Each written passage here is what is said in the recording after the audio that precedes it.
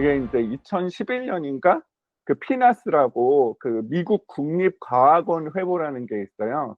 그 110년 된 그런 과학 저널이고 이 세계에서 가장 인용이 많이 되는 저널 중에 하나고 가장 유명한 저널 중에 하나인데 거기서 이제 부정 투표를 이 검색하 그 이렇게 검사하는 방법이 논문이 출판된 게 있는데 그 방법으로 보면은 지금 6.3 대선의 이 투표율, 득표율 패턴이 그 러시아랑 우간다 부정선거 패턴하고 거의 유사하다고 나옵니다. 아, 예. 그 정도로 그러니까 무지막지하게 있다는 거죠. 예 그렇죠. 그러니까 캐나다 뭐 스위스 이런 민주주의 국가랑 확연한 차이를 보이는데 이게 우리나라가 민주주의 국가면 이제 캐나다나 스위스랑 비슷해야 되는데 이제 우간 부정선거를 저지른 우간다랑 러시아랑 거의 유사한 패턴을 보인다고 이제 통계적 이상성이 나타납니다. 21대 대선 전국 253개 선거구에서 김문수 후보는 당일 선거에서 80% 가까이 승리했습니다.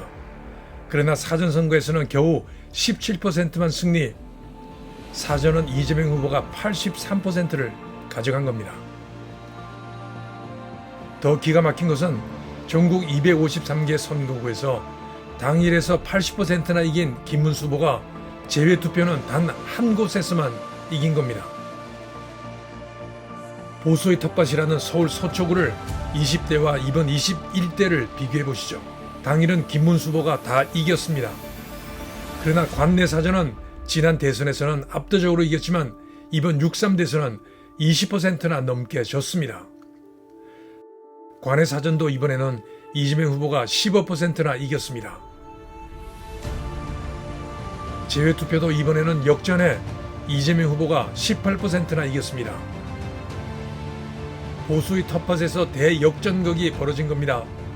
3년 만에 사전선거에서만 우가 좌로 이동하는 기현상이 벌어진 겁니다.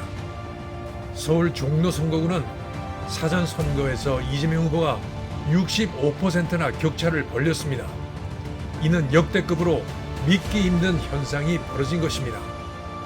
사전과 당일 득표율의 심한 차이가 나는 것은 민주당 지지자는 사전투표에 국힘당 지지자들은 당일 투표에 대거 몰렸기 때문이다.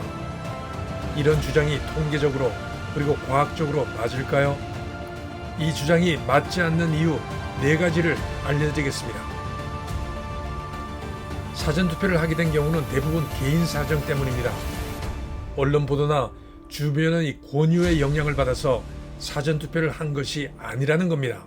강제성이나 큰 정치적 사건이 없는 경우 선거의 무작위성이 반영되기 때문에 사전투표와 당일투표는 득표율에 큰 차이가 없어야 합니다. 중앙선관위 여론조사가 이를 뒷받침하고 있습니다. 주위의 영향이 아니라 개인적인 용무 때문에 사전투표를 한 것입니다. 두 번째, 사전투표가 이슈화된 것은 2020년 21대 총선 이후부터입니다. 따라서 민주당의 사전투표, 국힘당의 당일투표 선호 현상은 2024년 22대 총선부터 나타나야 합니다. 그러나 2016년 20대 총선에서부터 통계적 변칙 현상이 나타나기 시작했고 21대와 22대에 와서는 차이가 점점 커졌을 뿐 패턴은 비슷합니다. 사전선거가 이슈화되기 전인 2020년과 작년은 당일과 사전이 완전히 깨지는 통계적 이상 현상이 나타났습니다. 패턴이 비슷합니다.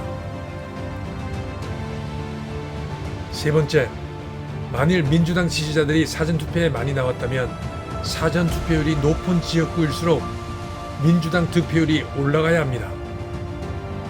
그러나 결과는 정반대입니다. 사전투표율이 높아질수록 민주당의 득표율 증가로 이어지지 않습니다. 즉 민주당이 불리한 지역에서는 사전투표율을 조작해서 올려야 한다는 추정이 가능합니다. 정상이라면 사전투표율이 높으면 민주당 득표율이 높아야 합니다. 즉 양의 관계입니다. 그러나 실제로는 반대 현상이 벌어집니다. 음의 관계가 나옵니다. 22대 총선은 전라도만 제외하고 전형적인 음의 관계였습니다.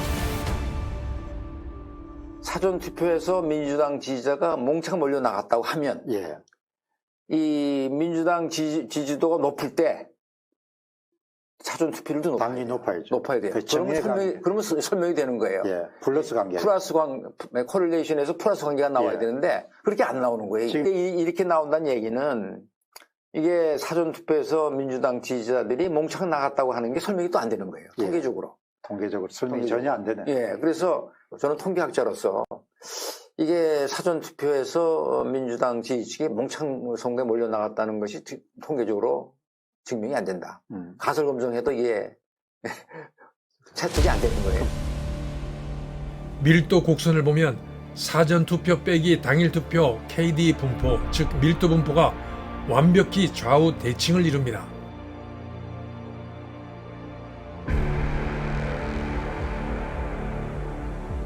자연스러운 선거라면 이렇게 깔끔한 대칭을 보일 수가 없습니다.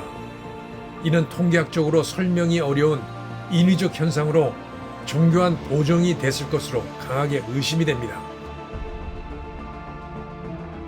왼쪽이 민주당 이재명 후보의 득표율 밀도표, 그리고 오른쪽이 국힘 김문수 후보 KD 밀도표입니다. 이들의 표준 편차는 완벽히 동일합니다. 자연현상에서 어떻게 이렇게 완벽한 일치가 가능할까?